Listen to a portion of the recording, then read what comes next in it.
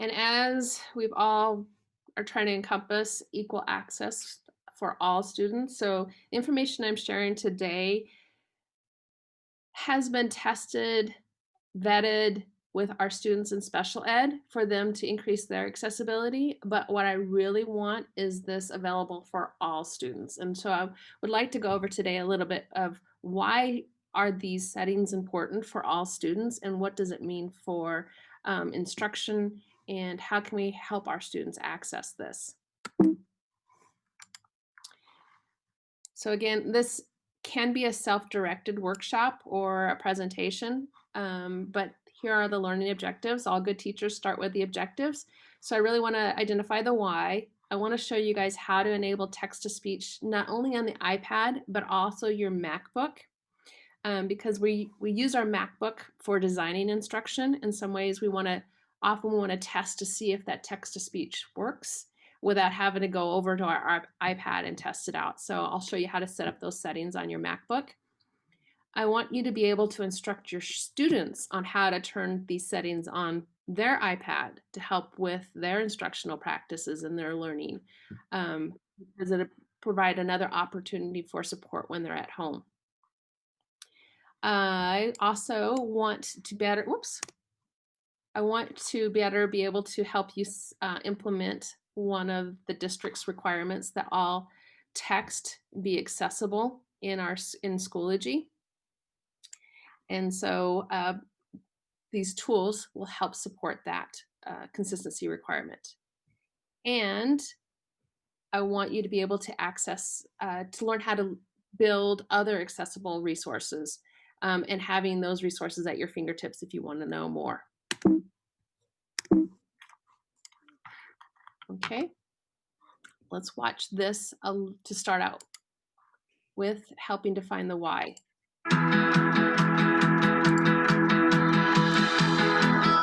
Ensuring that the places we go and the information we receive is accessible benefits everyone. Imagine that you are in the back of a large conference room and you can't hear the presenter, that you can't step onto the sidewalk because the curb is too high, or you are having trouble exiting a building. Have you ever considered how many everyday objects we interact with that were first created by or for people with disabilities? Many of us do not because they were developed with inclusion in mind. We have all been presented with physical barriers. Have you ever thought about how digital barriers affect us? Here are a few ways to create digital content for everyone. Adding captions to your video will make your content more accessible to a larger audience. Captions also enable people to watch your content in loud spaces and not disturb those around them. Creating accessible digital forms makes it easier for everyone to fill out their information. And using an accessibility checker when creating electronic documents helps ensure more people can access your content. These are just a few examples of what you can do to make digital content accessible. For more information on how you can create a better experience for your audience, visit the Minnesota Office of Accessibility's website.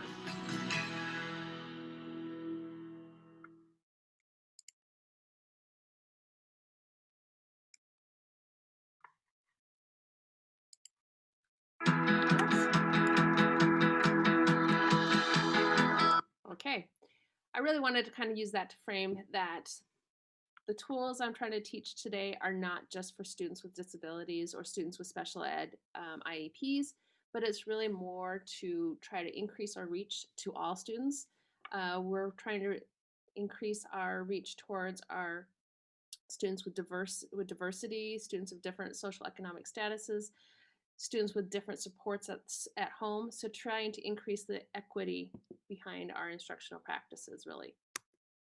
So the thing I'm really going to focus in on today is text-to-speech. Text-to-speech is when every time we turn print into an auditory format. And we can do this on the MacBook easily, as well as the iPad or your iPhone. Show of hands, a little active participation here. How many people have Siri, like when you're driving, read your text messages to you? Nobody? Not a single person. Oh my gosh, you're missing out. So I do all my texting pretty much in my car, and it's horrible. But it's Siri reading the text message back to me, and then I use the speech to text to do a voice dictation. And it's gotten so bad when I leave a voice message, like just a phone message, I put periods and exclamation and question marks in when I call my mom back. I'll say, "Hey, I hope you had a good day!" exclamation point. And then I will get like halfway through my message and realize I'm giving a voice message and not a text message.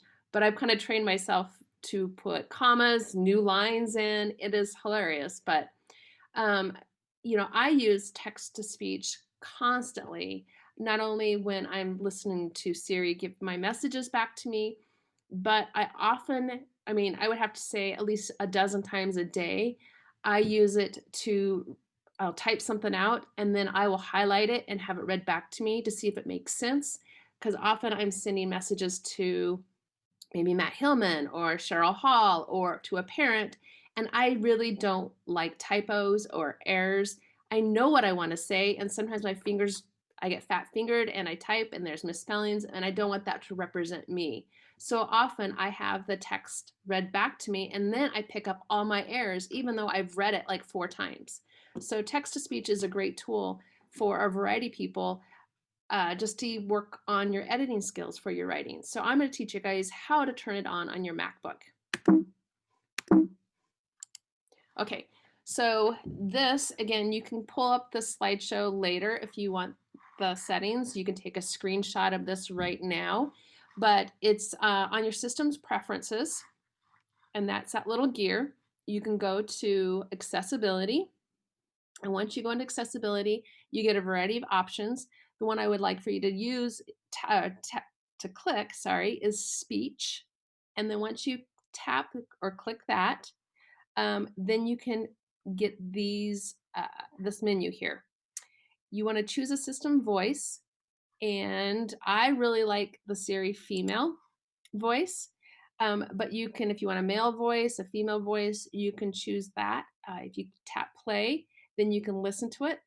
You can choose the speaking rate from slow to fast. And then you can also, what I would have you do is to check speak selected text when this key is pressed. And you can select whatever key combination you want. So would you guys like show of hands for me to do that live on my computer and watch me do it? Or do you feel comfortable just looking at this and doing it on your own? You can unmute and say it back to me. Option 2. Option 2. Okay, so I'm going to stop sharing this screen. I still think my mouth is, dry. There we go. Stop sharing that screen. And then I'm going to share a different screen. And that will be my desktop screen. Do you like how I narrate as I go? So I apologize. So I'm going to go to the gear, which is my system's preference. And then I'm going to go to accessibility. And as I said, where did I say to go? You can unmute. Speech. Speech. Now where and then I need to, let me hide these controls because we all love those controls. We're going to go to system voice, and I like Siri female, but you can choose a male voice, play around with ones you want, or you can customize it. You can listen to it. Hello, my name is Siri. Lori, can I interrupt for a minute? Yes. I don't have the same choices in my drop down for voices that you do. I don't have Siri female as an option. Not sure why. Do you have customize? Yeah. So if you click, just like I clicked customize, then you can go down and choose those and then hit OK, and they will download. So it's just like our iPad. It won't load all the voices and kill all the memory. Okay. You can go in and customize which voices that you want to download.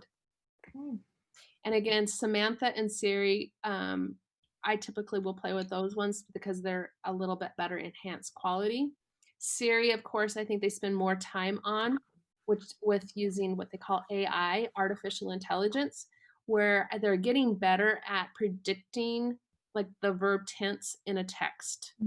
sample. So for example, read and read, sometimes it might just keep it read and you want it to say read. So they're getting better with the AI, looking at the whole sentence and using the right verb tense. So my list right now looks similar to yours, but it goes right from Samantha to Susan. There is no Siri female in my list. Not sure why, but yeah, I would say okay. We can play with that. Okay. But I think it might be just what could be downloaded and maybe you might want to search it. You might have to download it and it might be an update to your iOS. Okay? But we can definitely work on that. So, for example, this is Alex. Most people recognize me by my voice. Most people recognize me by my voice. I don't like Alex. So I'm gonna go back to Siri female. Can you see right now it's starting to download a whole bunch of voices because I was on that page and I hit OK. So like downloading Samantha. And so you could up or down the speaking rate. This is the part that it kind of messes people up a little bit. And I said, make sure you select that. That is speak selected text when this key is being pressed. Right now, the default is your option key and your escape key, but you can go in and you can change that key. So you can make it, hey, whenever I push Command S, which could be speak in your brain, it will do that feature. I just assigned it the option escape key. Does that make sense? So you can come up with any key combination to trigger speaking. So now, once we have it established, I can pull up something like iBooks, and this is actually some text. This looks like a worksheet that somebody scanned in, and this is a worksheet that in a few minutes I'll talk to you about how to do this. They had an old scan. It's great quality curriculum, but it was in a worksheet format. And it's less accessible to students who have maybe a reading impairment, or somebody has a visual impairment, or sometimes just that font alone is really hard to access on the iPad. So I showed this teacher how to take this, run it through Claro PDF, and now I can test it out, and I'll highlight a sentence and I will tell it to speak. Whatever you were taught or thought you knew about the post, Civil Warrior is probably wrong in the light of recent study. Okay, now it might be reading a little fast for some of our students, but this is the rate I like it. I can select the whole text and have it read start to finish. But that way I can say, is it now accessible? Is it true text? If I can highlight it, then use my text to speech, because I just turned those on. Like gold. I could have it read a word. You do it on your MacBook. Would you guys like to take a couple seconds and turn on your settings, or would you like me to go on? I did it while you were talking, so I'm ready to go on. Okay. Okay. And again, those are all on that slideshow if you want to go back and look at it, and you can download different voices. Okay. So can you still see? Whoops. Making sure I'm on the right share screen still, because I toggled really quick. So I'm on the presentation for everybody. Yes, okay. The next slide is what I send out often to SPED, special education staff, is a technology tip.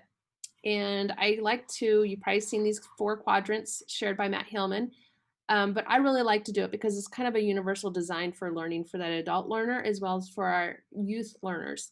I always like to have a visual representation what the content is. I use what we call a set process when I'm trying to define a tool and outlining which student it supports. So if you look at this, this is why you see those. Here's a video that'll walk you through how to set up text-to-speech on the iPad.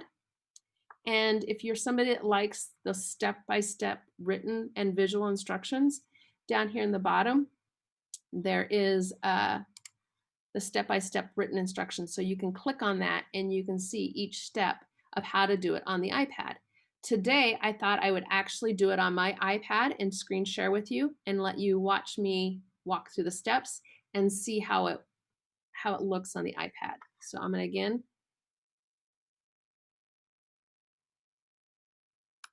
quit sharing this screen, and then I'm going to whiplash you onto my iPad.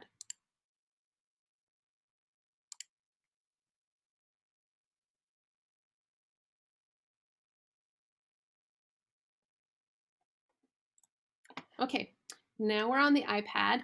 This is how you can help coach your students to turn on the text to speech. And again, it's not only for those students who struggle with reading, it could be for all students. So again, as I say, the most powerful app that you're going to have on your iPad at any given time is the Settings app, because it can control and do so many things.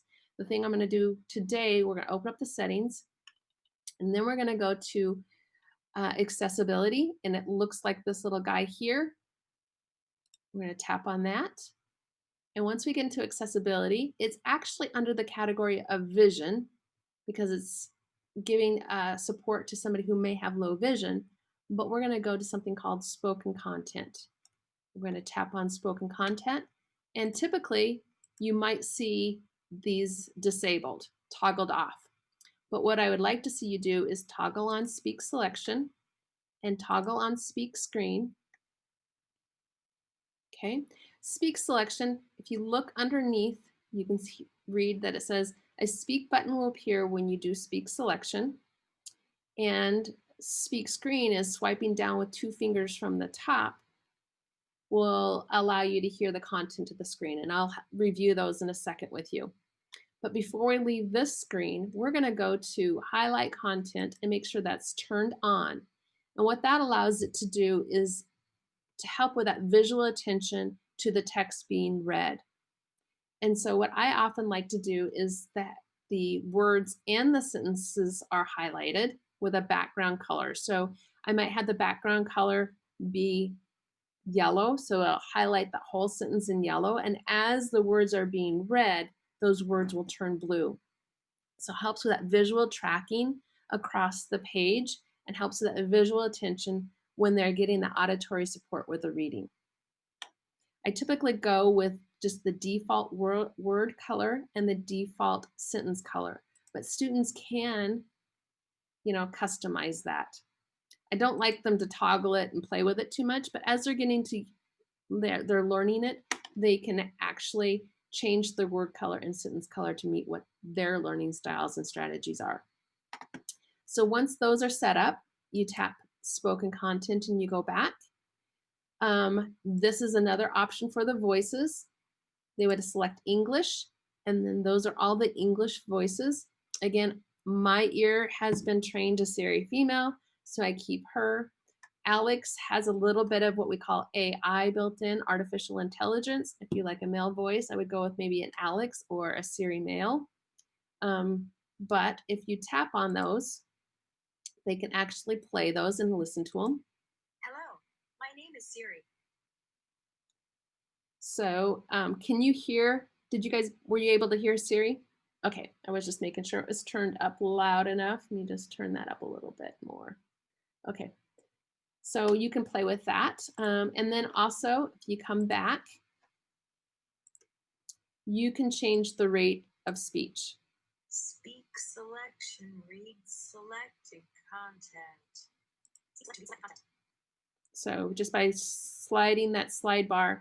Speak selection, read selected content. And the last thing down here is pronunciations. If there's certain words that you want pronounced different than your reader pronounces it, you can type those in phonetically, or you can say those and they will type it in phonetically for you. So for example, this is my just go-to, for example, I live near New Prague, Minnesota. Siri will say New Prague. So I can train her to say New Prague whenever she sees the word New Prague. Does that make sense? So that's what pronunciations mean. If you, like for example, in Minnesota, you say big, I'm just making a joke, instead of bag. You can make it a I sound instead of ah, just by changing that. That's my joke. So then that's all you have to do for spoken content. Now I'm going to show you how that actually works. if we go, I'm going to go right back to, I think I might go back to books and see if I have anything in there to read. Wrong one. I'll get you a good book up here.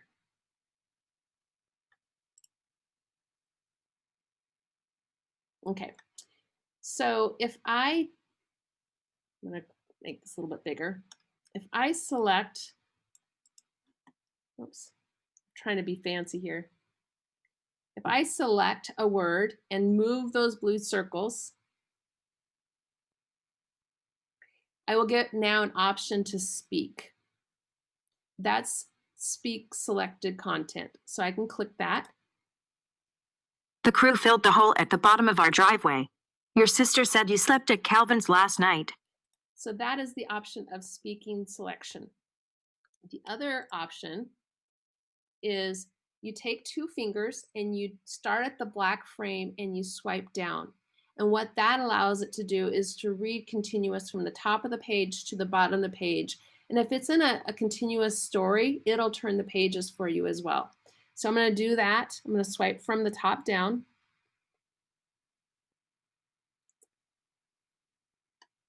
Page 254 of 315. Twisted PDF 247. I held my breath. I thought I was different than he was. The road crew poured hot tar and asphalt into the cracks in the road and tamped it down. Are they going to arrest you? I asked. At work? I don't know. I have to get a lawyer. Good idea. The crew. And so you see that I have this little toolbar here that I can move around. I can slide it out of the way. I can make it back. I can speed it up, or I can slow it down. Or I can select that finger, and wherever I touch, it'll start reading. And so that is speak screen. Those are the 2 different types of text-to-speech features built in on the iPad. Okay, any questions on that right now? Okay, so for our students that may read at a lower grade level than the grade that they are accessing their content, let's say they're reading at a 4th grade level, but they're able to take in the content of the 7th grade social studies. And a lot of the 7th grade social studies, there's some text. And so if the teacher allows that their instructional practices are in true text format, our students can read with their iPad and listen to it. Or maybe that they have just been on the screen all day long and they just need to get that content in with some additional auditory supports. So they can still be reading with their eyes, but they can get that information again in with their ears. So again, now we're on Schoology, and I'm just going to show you what that would look like on Schoology. Pull up a course. And again, I don't have a lot of courses from teachers, so I'm going to pull up something here. So then if it's real content, this student who is a non-reader or a low reader can Complete 3 reading jobs from the list each day during distance learning. From your blue reading folder, please choose 3 jobs to do. 1. Theme skills packet 1 story and answer the questions that follow. 2. Purple reading binder. Read 1 story and answer the questions that follow. 3. ReadWorks. This is 1 job that will be done with Mrs. Harstad. 4. Read an A2Z. This is an app on your iPad. This will be done with an adult, Mrs. Okay, so you get the hang of it. They could do 1 sentence at a time and then do that task, do another sentence at a time, do that task. But again, not always for just students who have low reading levels. It could be for students who maybe are English language learners. They're reading, but maybe they need more contextual clues. They can, tap a word and get more and look it up and get more information about that if it's an accessible format. Same thing if it's, this is just a post, but if they are putting a PDF in that is a copy, they can't do any of this. But if they put a PDF in that is true text, all these features will work. Any questions yet about the iPad and the text-to-speech? Okay, I'm going to stop sharing. Oops, wrong one. Stop sharing my iPad screen. I'm going to go back to our presentation.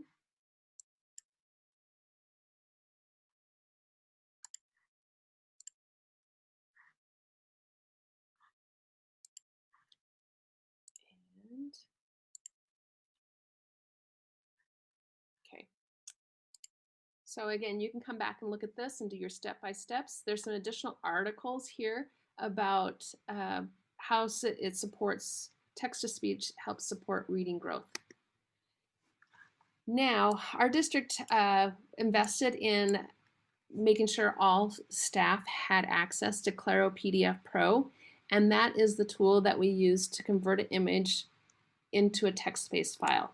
So we have PDFs, they look like it's text, but a lot of times they're just copies of words. And so the computer views it as an image. Understand what I mean by that? Okay.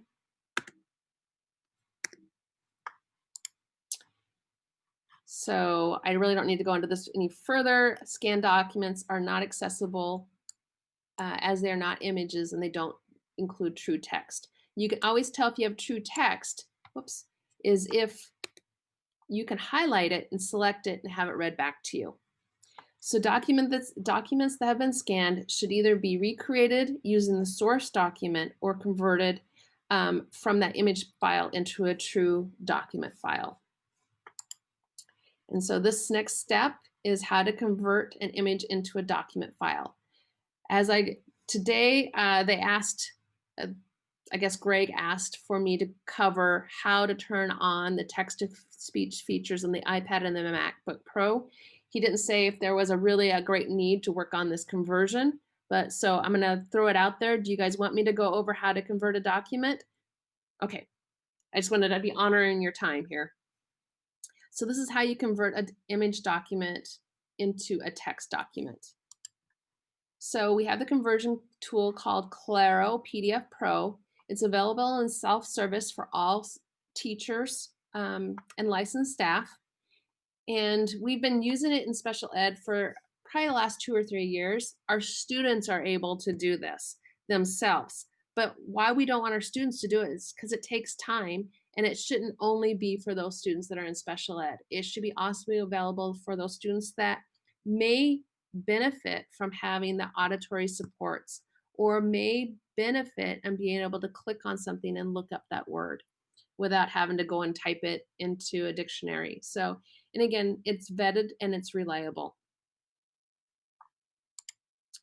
So again, here's that 4-quad. If you are somebody that learns best through video, watch this. If you are somebody who learns best by just looking at the step-by-step, like the text and the pictures, this is a really good guide. So there are 3 different things to consider when you are doing that conversion. Are you converting from a PDF from a file on your iPad? Or are you converting it on your laptop and you want to share it to your iPad? And how to convert a paper worksheet. Let's say you just have it in a paper format and you're at home and you don't have time to scan it in. So how can you take a picture of that worksheet and convert it and turn it into an accessible PDF? So there are 3 different steps here, all on this little Google Sheet. And if you look at the bottom, give it a second to load, it's still loading. There are 3 tabs. So you can go and click on any one of those tabs. And after it loads, you'll see the visual supports here. You'll find the step and the visual support of what you need to touch. The step and the visual support. And you're going to say, Lori, there are like 12 steps. Or Lori, there are like, let me see, we are in this one, again, 12 steps. I am telling you, they're very simple steps. And our special ed students have done it with just a visual support. And I've had a handful of teachers say, I was fearful in doing that, but oh my gosh, it was so easy. So I don't want to waste your time going through those steps, but It is very easy. If you want a one-on-one session with me, say I tried it, I couldn't do it, just Zoom me. If I see me, my green light's on, you can Zoom me or you can send me an invite, because I don't want to waste your time today going through the steps of doing one. But just know that those are there. And again, you can watch me actually do one with you right here on the screen. Yes, Heather. Now, once you get to the convert, because I've done this, but it seemed like the conversion process, that took a long time. Is that typical, or so once you get through those steps, it's really quick, and then I felt like, I must be doing something wrong, and I did one page, and then I thought, okay, I'm not going to do the next page because it took me a really, I didn't know if I was doing something wrong. They're really quick. You're right. The steps are super quick. Yeah. It's when that wheel starts spinning. Yeah. That could take some time. And if you are at school, it takes less time than if you're at home with your Wi-Fi. If it's a packet, do it all together as one packet. Okay. That example I gave you a few minutes ago, I think there are, let me look really quick to see how many pages, kind of give you an example. That is a handout that was 14 pages with really unique font. Okay. And that took, for it to convert, it did take, a good 5 to 10 minutes for it to convert. Okay. So that, again, it's being done on your iPad. It doesn't, freeze up your laptop. You can continue to work. So you could just get that processing on your iPad, and you will see that blue wheel spin, because what it is doing is taking all that image data, bringing it to a cloud-based server. That cloud-based server converts it into a text-based format and sends it back. So that's why it takes a while for it to convert. If you think about all the work that it's doing it relatively quick, considering. But at school, it'll happen a little bit quicker because the Wi-Fi speed is a little bit faster. But just be patient. It does take some time. I remember it saying something about credits. Are we limited to the number of times that we can use it, or how does that work? Go ahead on to my next. That's a great question. Okay. And I guess it wasn't there. But yes, so each app has 5,000 credits. And I'm old school. So sometimes I need an analogy. What does that really mean? So you think about a ream of paper. A ream of paper has probably about 5,000 pieces of paper in it. So you're given 5,000 pieces of paper. So each page is a piece of paper. And after those 5,000 credits are gone, we can purchase more credits for you. So don't think, I'm going to be out of credits. I can never do this again. So think about it as I'm giving you a ream of paper to make 5,000 copies. When you need another ream of paper, come back and we give you another ream of paper. That's what it means. It's not a cost, but just kind of like how we have a count sometimes on the copier we don't really pay attention to. It's just a count that everybody's given 5,000 credits, and that means it's a full sheet. Regardless, it could have one word on it. It's one ream of paper. Great question though, Heather. So I would just encourage not to waste your time right now, but if you want to know those step-by-steps, follow the guide or watch the video. And if that is still confusing, you can email me or ask me for an individual Zoom session, and I can do that with you as well. All right, so we're going to spin through the next couple slides. If you really want to learn more about accessible documents, there's a free e-learning program, and this can be applied to Word as well as Google Docs. It's really focused on Microsoft Word Office products, but all those features can be applied to Google Docs. Sorry. So again, this will talk you through why styles are important when you are a teacher that designs curriculum. I would highly encourage taking that free learning program and really learning about the different styles, the different colors, when you're formatting with columns and hyperlinks and tables, and why should you be using alternate text and images. So if you want to know more, please, I'm your resource, but you can also just go ahead and click this hyperlink to different training modules. They're really quite well designed, and it's through Minnesota IT Services, through the State Department. Okay, so accessible electronic documents.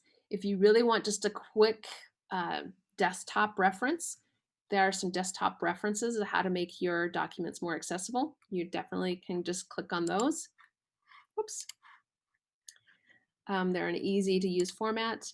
And if you need additional support, I keep telling you, you are welcome to just email me, Zoom me. I can jump in with you on those. Finally, this professional development was offered for 0.5 CEUs. So you can, at the end of this, I will put in the chat this link that you can click on, or you can type in this bit.ly address and just fill out a quick little survey. So I'm going to go ahead and get that for you right now. And I'll put that in the chat box.